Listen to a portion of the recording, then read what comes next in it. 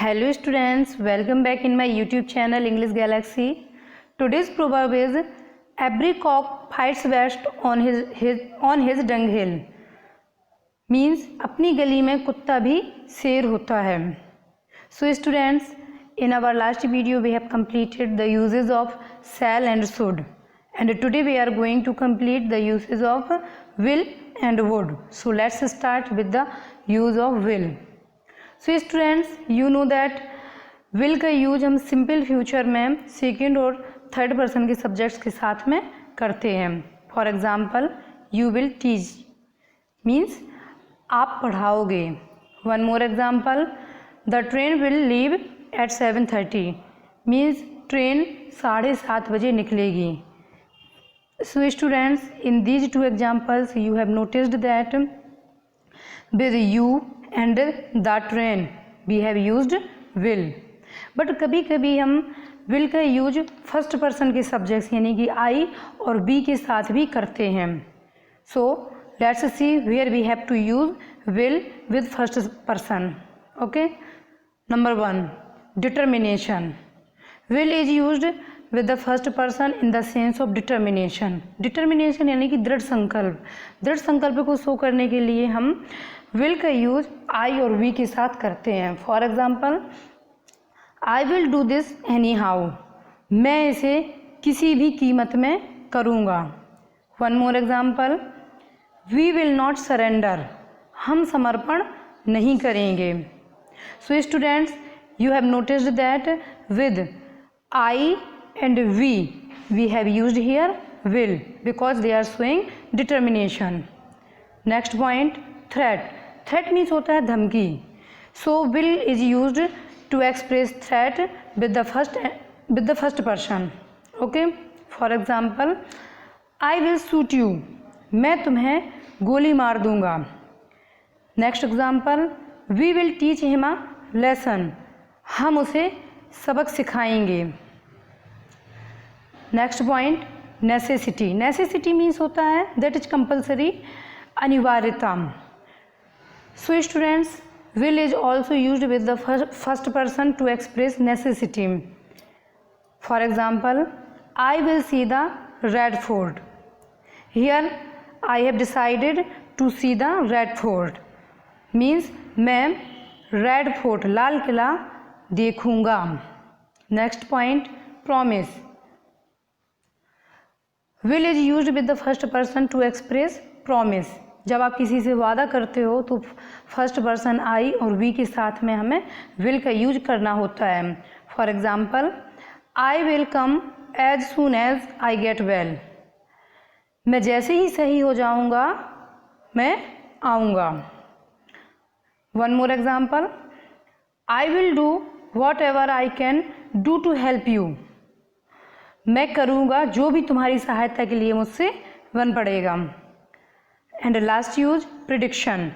Prediction यानी कि भविष्यवाणी. जब आप आगे की फ्यूचर की बात करते हो तो उसमें भी हम फर्स्ट पर्सन के सब्जेक्ट के साथ में विल का यूज करते हैं.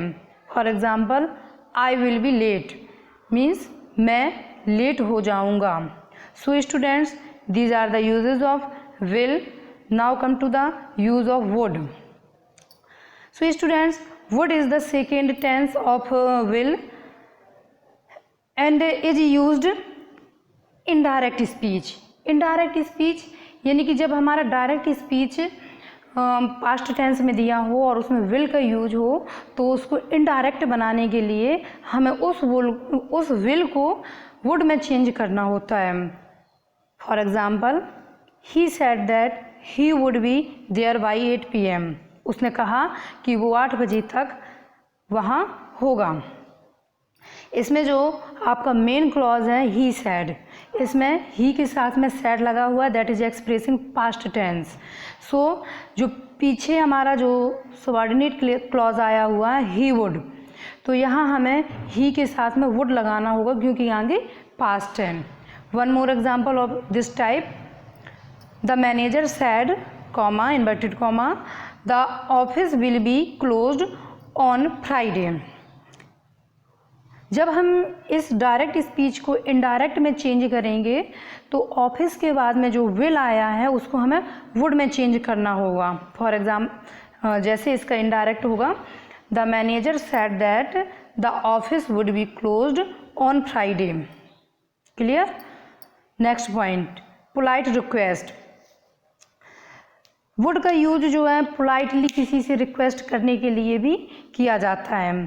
For example, would you please help me to solve this question. क्या इस क्वेश्चन को सॉल्व करने में आप मेरी हेल्प कर सकते हैं।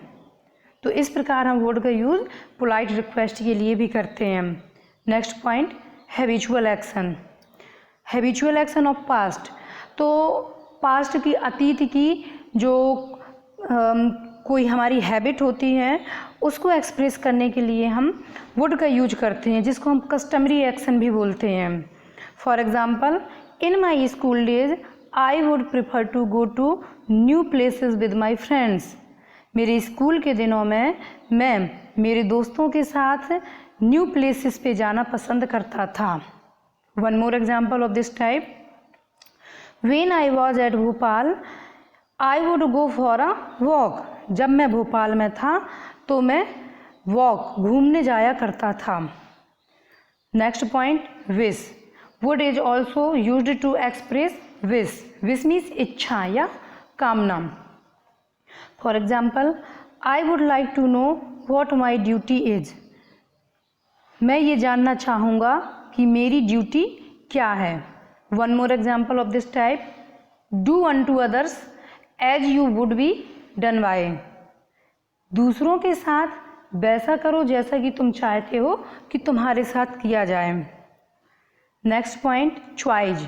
चॉइज, जब हमारे सामने चॉइज हो तो उस चॉइज को एक्सप्रेस करने के लिए हम वुड का यूज करते हैं। For example, she would rather die than Mary.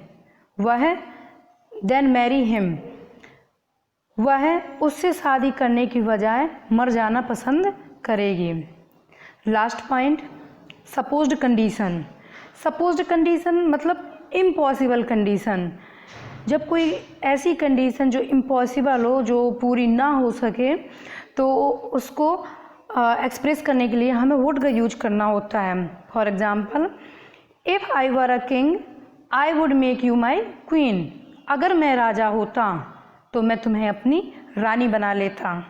ये एक सपोज्ड कंडीशन है। राजा होते कैसे, राजा नहीं है ना, हम केवल सपोज कर रहे हैं। One more example, were I the prime minister I would try to establish friendly relations with Russia.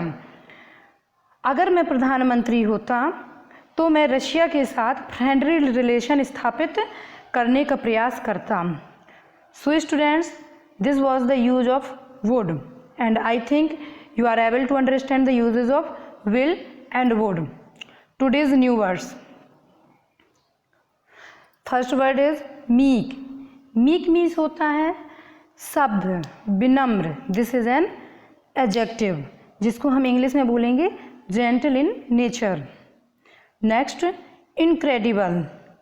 Incredible, this is also an adjective that is unable to believe, जिस पर आप विश्वास न कर सकें। अनबिलीवेबल, अनबिलीवेबल, अविश्वसनीय। Next, Splendor. Splendor, this is a noun. Splendor को बोलते हैं ग्लोरी, सम्मान, प्रतिभा। नेक्स्ट, कोवेट। कोवेट मीन्स होता है किसी चीज़ की इच्छा करना। This is a verb. And last, contrite. Contrite, this is an adjective. Regretful, दुखी, या रिग्रेट मीन्स होता है पछतावा, पछताने लायक जो चीज़ होती है उसे हम कंट्राइट बोलते हैं। सो स्टूडेंट्स, आई होप आपको ये वीडियो समझ में आ गया होगा। And if you are having any problem you can go to comment box and comment me. Thanks for watching.